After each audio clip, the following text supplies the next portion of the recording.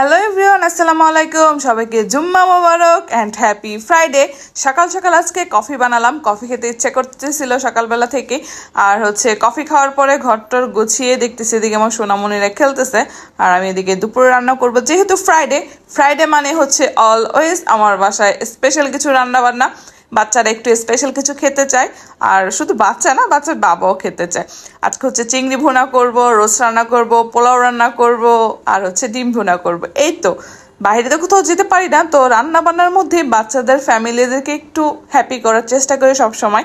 আর যেহেতু আমি রান্না অনেকটা পছন্দ করি, এখন জীবনটা এমন হয়ে গিয়েছে, কিছুক্ষণ রান্নাঘরে যায়, আবার বাচ্চারা কি করছে ওইদিকে দৌড় দিয়ে দেখি ওরা কেমন কি করে না করে, নাকি দুষ্টুমি করছে না ঝগড়া লেগে যাচ্ছে।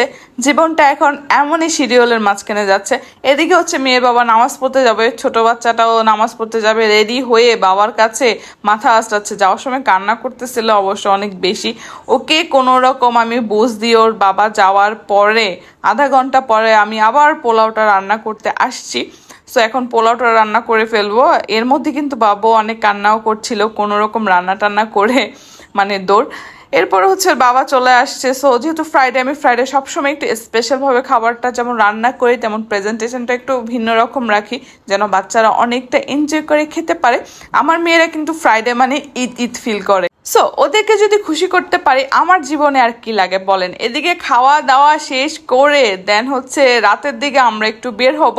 আমার একটু শুজ কেনার আছে, দেখা যাক কি কিনতে পারি। হয়তো কিনা হয়নি, আমি সিলেক্ট করে এসেছি, যাব, আমি আপনাদেরকে দেখাবো। ঠিক আছে, আপনারা আমাকে একটু কমেন্ট করে জানাবেন যে কোন শুজটা অনেক বেশি সুন্দর, সেটা আমাকে অবশ্যই কমেন্ট করে জানাবেন। আমি আপনাদেরকে দেখাচ্ছি এগুলোর নিচে হোয়াইটটা সুন্দর নাকি পিঙ্কটা সুন্দর, একটু কমেন্ট করে জানাবেন। আমার একটু হোয়াইটটা বেশি ভালো লেগেছে, নাকি ময়লা হয়ে যায় ওই জন্য আবার ভয়ে নিচ্ছি না, একটু কমেন্ট করে জানাবেন তো আপনারা আমাকে।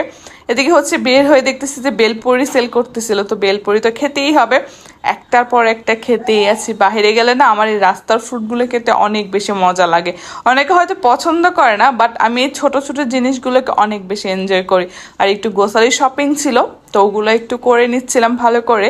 আমি কিন্তু যখন সেল দেয় তখন এখান থেকে শপিং গুলো করা হয়, গ্রোসারির মার্কেট গুলো। না হলে আদারওয়াইজ বড় বাজার থেকে জোনার বাবা সবসময় সবকিছু কিনে নিয়ে আসে, আর ওদের অফারও চলতেছিল মেবি। স্বপ্ন থেকে বেরিয়ে দেখছি গরম গরম ভাপা পিঠা বানাচ্ছে। এটার লোভ কি আর শীতকালে ফেলা যায়? বাহিরে যে ঠান্ডা পড়তেছে, আর এদিকে গরম গরম ভাপা পিঠা একদম জমে যাবে। আমি তো কোনো রকম এটা মিস করব না। তো মেয়ের বাবাকে বললাম পিঠে নিয়ে নাও, বাসায় গিয়ে খাবো।